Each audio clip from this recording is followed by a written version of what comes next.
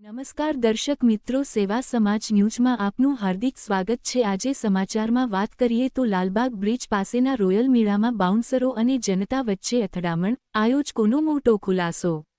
વડોદરાના લાલબાગ બ્રિજ પાસે યોજાયેલા રોયલ મેળામાં ભારે હોબાળો સર્જાયો હતો। મેળામાં મોટી સંખ્યામાં પરિવારજનો અને યુવાનો ઉમટી પડ્યા હતા ત્યારે અચાનક બાઉન્સરો અને કેટલાક મુલાકાતીઓ વચ્ચે બોલાચાલી બાદ મામલો મારામારી સુધી પહોંચ્યો હતો। ઘટનાના વીડિયો સોશિયલ મીડિયામાં વાયરલ થતા શહેરમાં ચર્ચાનો વિષય બન્યો છે।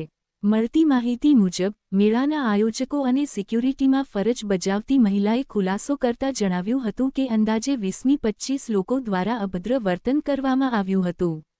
પરિસ્થિતિ કાબૂમાં લેવા પ્રયાસ દરમિયાન મહિલા સિક્યુરિટી સાથે ઝપાઝપી કરવામાં આવી હતી। આ દરમિયાન સ્થળ પર હાજર બાઉન્સરો મહિલાને બચાવવા અને મામલો શાંત પાડવા વચ્ચે પડ્યા હતા। જો કે ટોળામાં સામેલ કેટલાક લોકોએ બાઉન્સરો પર હુમલો કર્યો હોવાનો આક્ષેપ કરવામાં આવ્યો છે। ત્યારબાદ બાઉન્સરો દ્વારા પોતાના બચાવમાં સામે હાથાપાઈ કરવામાં આવી હતી। ઘટનાને લઈને સોશિયલ મીડિયામાં અનેક વીડિયો વાયરલ થયા બાદ આજે રોયલ મેળાના આયોજકો દ્વારા સત્તાવાર રીતે સમગ્ર મામલે ખુલાસો કરવામાં આવ્યો હતો। હાલ સમગ્ર ઘટનાને લઈને લોકોમાં ભારે ચર્ચા ચાલી રહી। નમસ્કાર દર્શક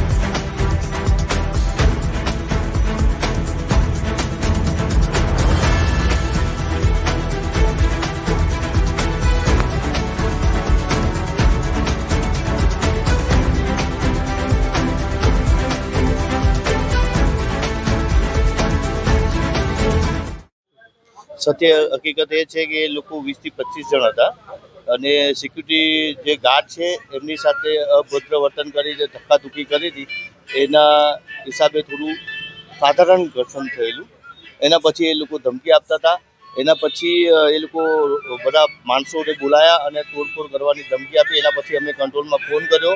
કંટ્રોલની પોલીસ આવી અને અમે પોલીસને જાણ કરીને પછી અહીંયા પોલીસ સ્ટેશન આવેલા અને કોઈ સાધારણ બોલાચાલી હતી પણ એ લોકો વધારે પડતા માણસો બોલાવીને કંઈ ધમકી આપતા હતા કે ભાઈ અમે મેળો આમ કરી દઈશું, સળગાવી દઈશું, આવજો. એટલે અમે ગભરાઈને 112માં ફોન કરી પોલીસને જાણ કરેલી અને આના સીસી કેમેરામાં ફૂટેજ બી અમે પોલીસને આપી દીધેલ છે.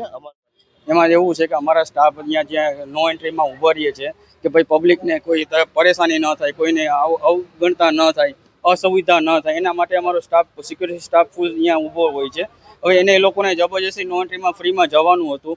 જવા માટે એ લોકોએ અમારા સિક્યુરિટી સ્ટાફની સાથે બોલાચાલી કરી. અમારા સ્ટાફે કીધું કે અહીંથી નો એન્ટ્રી છે, અહીંથી અમે ન જવા દઈ શકીએ. એના માટે એ લોકોએ એની લેડીઝોએ એના જેન્ટ્સોએ 15-20 જણા લોકોએ અમારા સિક્યુરિટી લેડીઝ સ્ટાફને મારવા માંડ્યા, ગારું બોલવા. એટલે અમારા સ્ટાફે કીધું કે બેન તમે ગારો ન બોલો, ગારો ન આપો, અહીંથી મારી જવાબદારી નથી કે અમે અહીંથી જવા દઈએ તમને. એમાં એ લોકો ઉશ્કેરાઈ ગયા, ન જવા દીધા. એમાં બહુ જ ઉશ્કેરાઈ ગયા બધા. અને અમારા સિક્યુરિટી સ્ટાફને એ લોકો મારવા માંડ્યા. ના, ટિકિટ એને મેન એન્ટ્રીની ટિકિટ લીધેલી, એ બધું ઇન્ક્લુડિંગ છે જલપરીની. પણ શું છે, સ્ટાફ પબ્લિકને અવગણ અસુવિધા ન થાય એના માટે અમે નો એન્ટ્રી રાખેલી. પણ અહીંથી કોઈને પાછું નહીં જવાનું કે પબ્લિક જે જોતું હોય એને તકલીફ ન થાય. ધમકીઓ એમ આપતા હતા કે ભાઈ અમે આમ કરી નાખશું, તેમ કરી નાખશું, મેળો સળગાવી દઈશું, મેળો બંધ કરાવી દઈશું, એવી બધી કાર્યો હોય.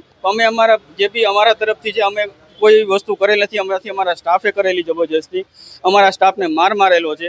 અને અમારી પાસે અમારા પૂરતા સીસીટીવી ફૂટેજ છે, કેમેરા છે અમારી પાસે પૂરતા. એ અમે પોલીસ પ્રશાસનને પ્રોવાઈડ કરી દીધા છે. હવે પોલીસ પ્રશાસન પૂરી અમારા તરફથી અમે એવું કહીએ છીએ કે ભાઈ પૂરી જે બી ન્યાય હોય, સત્ય હકીકત હોય, એનો નિર્ણય પોલીસ પ્રશાસન લેશે. હિતેશ સુરખિયા. સત્ય હકીકત છે ને, હું ત્યાં જ હતી, મેન ગેટ પર જ હતી. હવે નો એન્ટ્રીમાંથી એ લોકોએ એન્ટ્રી કરી ને ત્યાંથી હું કીધું કે બેન અહીંયાથી જવાની એન્ટ્રી નથી. તે છતાંય બધા 15 જણ અંદર ઘૂસી ગયા ને હું એવું કીધું કે અહીંયાથી જવાની એન્ટ્રી નથી. તો અહીંયાથી મેં કીધું સરને તઈ કહીને આગળથી તમને એન્ટ્રી કરો. ને એ લોકો બધા મને 15 થી 25 માણસ હતા. મેં બધાના ચહેરાએ ઓળખું છું. બધાને તઈ હાજર કરશે ને તો હું જાતે જ ફરિયાદ કરવાની હતી. પણ હું જોબ પર હતી ને સાંજે, એટલે હું નિર્ણય ના લઈ શકી.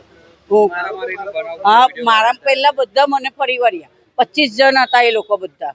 ને મને મારીને ત્યાર પછી એ લોકો તો પેલા ભાઈ લોકો હતા નહીં, એ લોકો મારી સેફટી માટે એમને હટ ઉપાડ્યો છે. બીજું કશું જ હતું નહીં. ને એ લોકો જ્યારે મને મારતા હતા, મારા ફેટ બેટ પકડી લીધી હતી, લેડીઝ જેન્ટ્સ બધા થઈને. ત્યાર પછી એ ભાઈ તો અંદર હતા, એમને તો ખબર નથી બિચારાને. ને એ મારો બચાવ કરવા માટે એમને હટ ઉપાડ્યો છે. બીજું કશું નહીં. મનીષાબેન પરેશભાઈ રાણા.